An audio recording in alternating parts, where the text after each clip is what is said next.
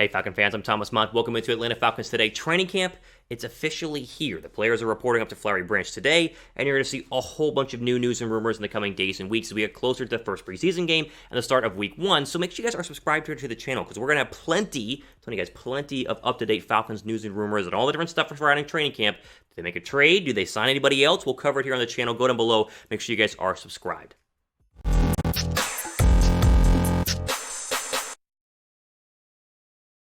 All right, show up to the latest Atlanta Falcons news and rumors here on a Monday. There's a lot going on. Again, as we said, the players are reporting to Flowery Branch, and they're getting ready for the start of first practice tomorrow, and they'll put the pads on in a couple of days, and then off and running towards the first preseason game against the Tennessee Titans. I want to start with the Chandler Jones news here. Now, let's just be honest, okay? Chandler Jones requesting a trade is a big deal. He hasn't been linked or tied to the Atlanta Falcons, so this is all just speculation, but if there's a pass rusher the Falcons could go ahead and get to instantly impact their defensive line, Chandler Jones is that guy. So if you didn't hear, ESPN is reporting that all-pro defensive end Chandler Jones has gone to the Arizona Cardinals and requested a trade. He wants out. Now, Arizona rebutted that. They came back and they said, well, listen, he's our guy. He's going to be our guy going forward. We're pumped to have him. And so it's kind of this, potential butting of heads between an all-pro and an organization.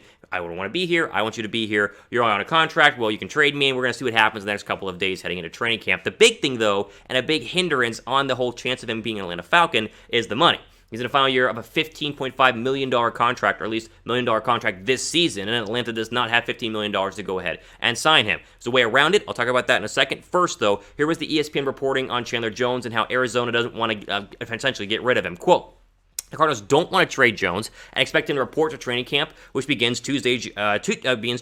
Jones, 31, plans to have a big year coming off surgery on his right biceps, and the Cardinals believe he's excited to play alongside new acquisition J.J. Watt, despite past unhappiness. A source said Jones is viewed as a great guy in the organization and is set to be a pivotal part of the Cardinals' defense this year. The team generally does not publicly discuss contract details regarding its players, end quote. All right.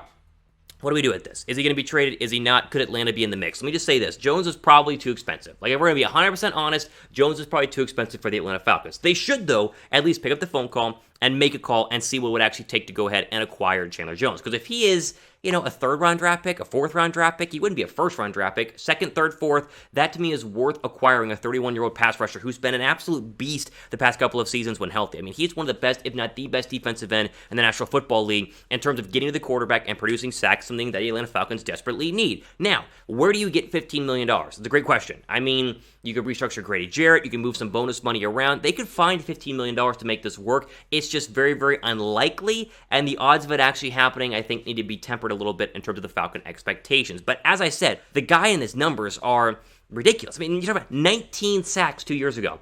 Can you imagine one Falcon getting 19 sacks in a season? I mean, the entire defensive line can barely get 19 sacks, at least the past couple of years under Dan Quinn. 19 sacks would be game-changing for the Atlanta Falcons. So again, will it happen? Probably not.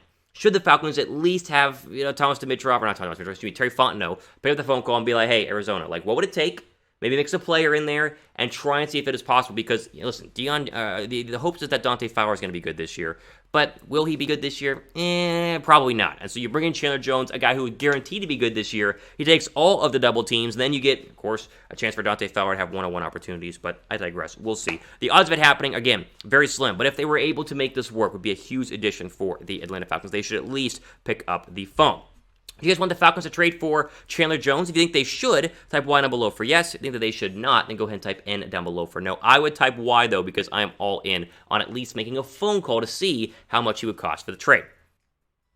Okay, before we're going to keep going here, Kyle Pitts jerseys are still out there, and you guys need to go ahead and pick up one of many different colors and sizes for men's and, of course, women's and kids as well. And the red and the black and the white, you see the number 8 jersey up on your screen right now. Just go to chatsports.com/Pitts. That link is down below me right now on your screen, like somewhere like right down there. And then also in the description box as well. Click that. It'll take you there. Get the official Nike Kyle Pitts jersey. Not some, knockoff with bad spelling or poor stitching or the wrong colors over from overseas or whatever. This is the real deal. Go down below and pick up your jersey right now, as this is going to be the player to watch, at least in the preseason and hopefully during the NFL season as well. The number 4 overall draft pick, rocking that number 8. Chatsports.com/Pitts. That link again down below me right now.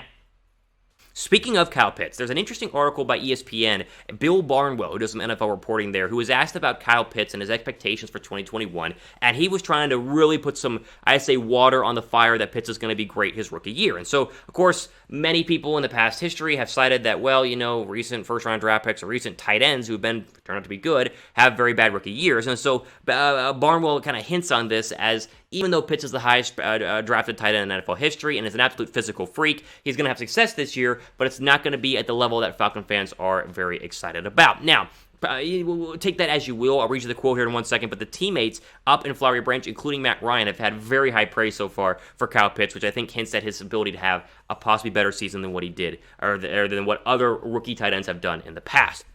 Here was Barnwell's thoughts on Pitts. Quote, Falcon fans will rightfully expect number 4 overall pick Kyle Pitts to be a star in his first NFL season. I'm optimistic about Pitts' long-term chances, but history tells us to be skeptical of even the best tight ends during their rookie years, end quote. Now, he's not wrong. Like, technically, if you go ahead and look at the rookie numbers of some of the great tight ends during my generation or during our generation, however old you are, they didn't have great rookie years. Like Rob Gronkowski, 546 yards. George Kittle, 515 yards. Kelsey played in one game. He had a lot better second season, but still not his rookie year. 862 yards his second season. And Zach Ertz, another great tight end, 469 yards. And so you got to realize that even though Pitts was drafted a lot higher than all 4 of these guys, the expectations are higher than all 4 of these guys. The numbers might not be that much higher just based on, again, historical fact that rookie tight ends don't play well. Here's what I got to say about Pitts. I think he's going to be great. Just be patient with Pitts, though. Just be patient, especially early, especially during training camp, because you're going to see storylines in training camp, and I want you, the Falcon fans, to listen to this, where reporters and writers and local media people will be like, oh, I watched Kyle Pitts drop some passes today in practice, or, Kyle Pitts wasn't lined up right. He had some penalties today, dropped a touchdown pass. They're going to try and find everything wrong with Kyle Pitts, not only at training camp, but in preseason as well. Hold your judgment, be patient, and wait till actual week 1 against Philadelphia and beyond, actual NFL regular season games, in order to figure out if Kyle Pitts is going to be good or not. And even if he struggles this year, as we just said, a lot of rookies struggle their first year in the National Football League. Like, a lot of rookies, not just for the tight end spot, almost everywhere, struggle their first year. And so we got to be patient with Kyle Pitts. I think Barnwell's article is correct, but I will say this. Pitts is a better prospect entering the NFL draft than Kittle, Gronk, Kelsey, and Zach Ertz all were. And they're all turned out to be pretty darn good. And so does that mean that Pitts is going to be better than all 4? Doesn't guarantee it, but I think it means he has a better chance at being really good this season, his rookie year in the National Football League. All right, over-under for Kyle Pitts, 500 yards. What do you think? Over-under, 500 yards for Kyle Pitts in 2021. Type O down below for over, or type U down below for under. I think anything over that is going to be considered a decent season. Anything under that, and you'll have a lot of angry Falcon fans in the ATL. So give me your thoughts, though. Over-under 500 yards for Pitts in 2021. Over, type U down below for under. All right, finally, as we, of course, have training camp starting tomorrow, I want to get you guys all of the important Falcon training camp dates, the way you're up to date on what's going on over the next couple of days and weeks here. First, we have the first day of camp, July 27th, as you see on your screen right there. That is tomorrow. Of course, I'm filming this video on a Monday, so you're going to have people report today, but they're going to officially start tomorrow. A little media interaction today, but mainly on the practice field tomorrow. Your first open practice to fans, where you can go with I think you need a negative COVID test or a vaccine. Either way, you can Google it and find out. The first open practice is the 31st.